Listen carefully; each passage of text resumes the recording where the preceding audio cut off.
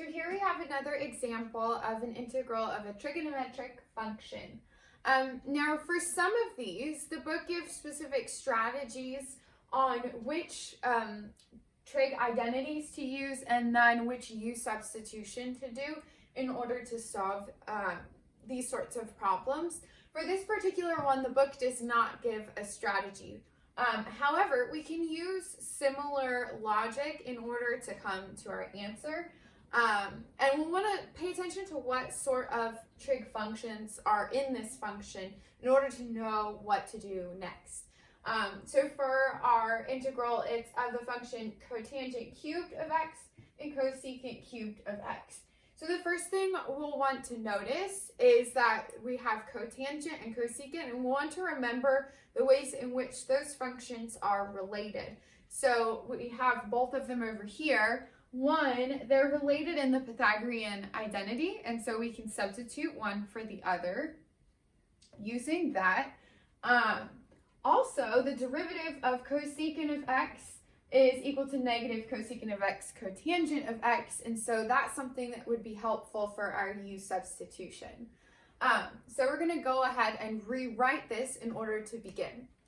So I'm going to rewrite this as the integral of cotangent squared of x times cosecant squared of x times cosecant of x cotangent of x dx.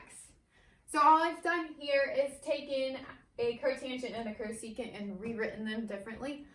So we have same function, all I've done is rewrite it a little more conveniently. The reason why I've done this over here, the cosecant of x times cotangent of x, is because that's going to be our du eventually when we do u substitution, which means that we need to get all of this in terms of cosecant, since we want our u ultimately to be cosecant of x. And so we have over here our Pythagorean identity, so we'll go ahead and substitute the cotangent squared of x for cosecant. With a little bit of algebra, we could do that, and we would get cosecant squared of x minus 1 times cosecant squared of x times cosecant of x cotangent of x dx. All right, so now we're ready for u substitution, and we're going to pick our u to be cosecant of x. So we'll let u be cosecant of x, which would make our du negative cosecant of x cotangent of x dx. And so that makes it easy to see why I pulled this out at the beginning, because that's now our du, and everything else is in terms of u. So we can go ahead and do u substitution. So then we'll have the integral of u squared minus 1 times u squared. And then we end up getting a negative du here because our du is negative cosecant, but we don't have a negative here. So we can go ahead and write that out in front, du. All right, so all we have to do here is multiply and then take the integral.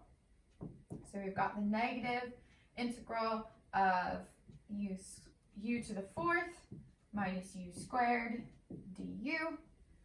And then this is simple to integrate. We have negative 1/5 u to the 5th plus 1/3 u to the 3rd plus c, since we're doing indefinite integration.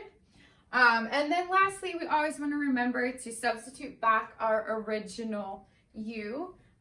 So we'll have negative 1/5 cosecant to the 5th of x plus 1/3 cosecant to the 3rd of x plus c. So again, the book doesn't specify a strategy to use for this sort of function, but we can use similar techniques. We just need the right trig identities and the right derivatives in order to do u substitution.